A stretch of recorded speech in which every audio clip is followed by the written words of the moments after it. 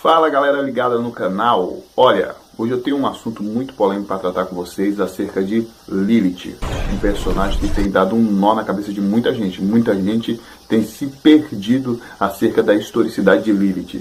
E antes de entrar nesse assunto, eu quero deixar aqui logo as minhas considerações. Olha, eu particularmente não vim falar de heresia, não vim falar de nada que está fora das escrituras sagradas. Pelo contrário, o nosso canal aqui tem como objetivo trazer o conhecimento, seja ele mitológico, filosófico, teológico, tudo que está relacionado a mistério, a conhecimento, nós vamos estar trazendo para o canal aí, e só depois nós vamos dar a nossa opinião acerca desse acontecimento, e se for necessário, é claro, que nós vamos falar de fato qual é o nosso posicionamento em relação a isso. Eu vou falar quem pensa ser que Lilith é de fato a primeira esposa de Adão, e se ela é ou não é de fato a esposa de Adão. Mas antes de irmos para o vídeo, que hoje está muito polêmico, deixa o seu joinha, compartilhe o nosso conteúdo, se inscreva no canal e vamos embora para o vídeo. 325 d.C., foi realizado o primeiro concílio de Nicéia, dirigido pelo imperador romano Constantino. O concílio tinha como objetivo reunir bispos de toda a região para discutir e definir temas fundamentais do cristianismo, tais como a data da Páscoa, em qual tempo e qual data deveria ser celebrada, e se Cristo era um ser criado, um ser criador, eterno e espiritual como Deus. Além de condenar, rejeitar e retirar da Bíblia os evangelhos apócrifos, aqueles não canônicos, aqueles que segundo o concílio foram escritos sem a inspiração divina, vários evangelhos originais que deveriam estar na Bíblia foram retirados, tais como o evangelho de Maria Madalena, Tomé, Judas, Jesus, Gênesis 2. Foi decidido no concílio de Nicéia que esses evangelhos deveriam ser destruídos, mas para surpresa deles, nem todos foram. Em 1945, no Egito, 52 cópias do texto antigo chamado de Evangelho Gnóstico foram encontradas em 13 codizes de papiros. A Igreja Católica rapidamente tratou de considerá-los falsos, mas apropriou-se deles guardando no cofre do Vaticano. E em um desses evangelhos está a história de Lilith, a primeira esposa de Adão.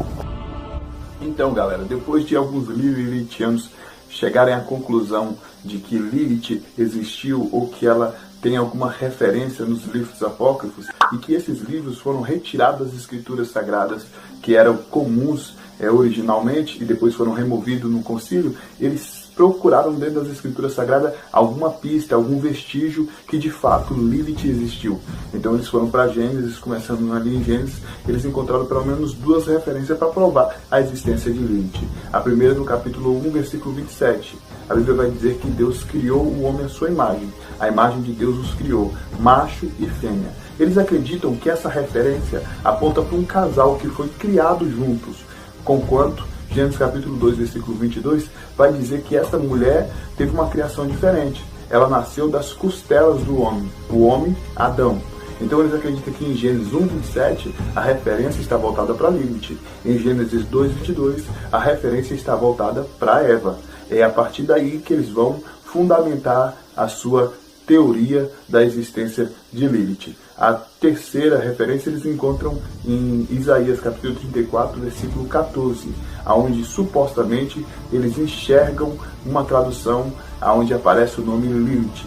Em outras traduções aparece fera do deserto, algo do gênero voltada à demonologia. Então são essas três referências que eles encontraram para alimentar a historicidade de Lilith. Agora que você já sabe mais ou menos como é que nasceu essa história, eu vou te contar qual é a história que o livro apócrifo conta. A história conta que no princípio da criação, Deus criou Adão e Lilith, ambos do pó da terra. Entretanto, Lilith não aceita a condição de ser submissa a Adão, pelo fato dos dois serem feitos da mesma matéria ou da mesma essência. Lilith se recusa a ter relação com Adão, isso porque ela não queria ficar por baixo dele na hora do ato. Isso também lhe causa complexo de inferioridade. Conta a lenda que depois de ter muito resistido a Adão, Lilith resolve fugir do paraíso.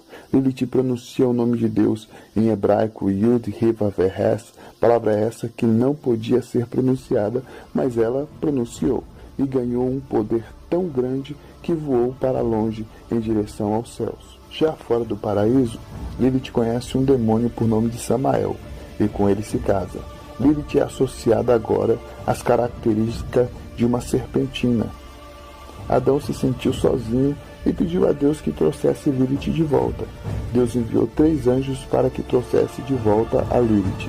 Disse Deus ao anjo: se ela voltar, é bom. Caso não queira voltar, declaro que 100 dos seus filhos morrerão todos os dias. Ela foi informada da vontade de Deus, mas não quis regressar. E foi aí que Deus percebeu que Adão estava só e triste. E disse Deus: não é bom que o homem esteja só. Assim criou Deus Eva das costelas de Adão. Então, galera, a história de Lilith é basicamente isso. Eu dei uma resumida aqui para a gente não perder muito tempo e o vídeo não ficar muito longo.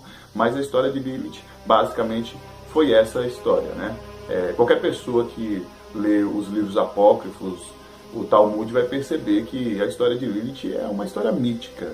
É uma história que não se preocupa com a razão científica, com a razão bíblica, não se preocupa com a razão filosófica. É algo sem pé, sem cabeça. É uma lenda, é uma fábula, né?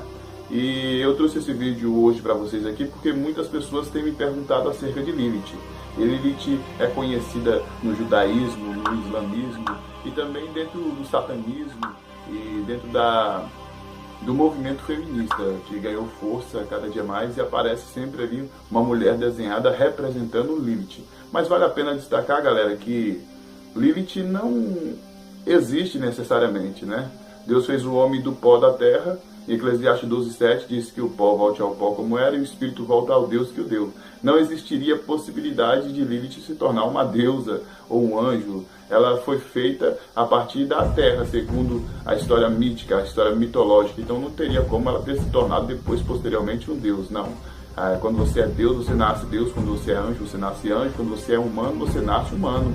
A não ser que ocorra uma mudança. Então é uma história fantasiosa, né, pessoas? Então eu vou deixar aqui pelo menos 5 referências bíblicas que rebatem essas fábulas, essas histórias que não tem nem pé nem cabeça. Então fica aqui a nossa dica para você e eu vou mostrar para você agora as 5 referências bíblicas. Em 1 Timóteo capítulo 1, versículo 4 diz assim: nem se deem a fábulas ou genealogias intermináveis, que mais produzem questões do que edificação de Deus, que consiste na fé. Assim o faça agora. 1 Timóteo 4:7 mas rejeitando as fábulas profanas e de velhas, exercita-te a ti mesmo na piedade, na caridade, no amor. 2 Timóteo capítulo 4, versículo 4 e desviaram os ouvidos da verdade, voltando às fábulas, às mentiras, às lendas. Timóteo capítulo 1, versículo 14 não dando ouvido às fábulas judaicas, nem aos mandamentos de homem, que se desviam da verdade. 2 Pedro capítulo 1, versículo 16 porque não vos fizeste saber a virtude e a vida do nosso Senhor Jesus Cristo, seguindo fábulas artificialmente compostas, mas nós mesmos vimos a sua majestade.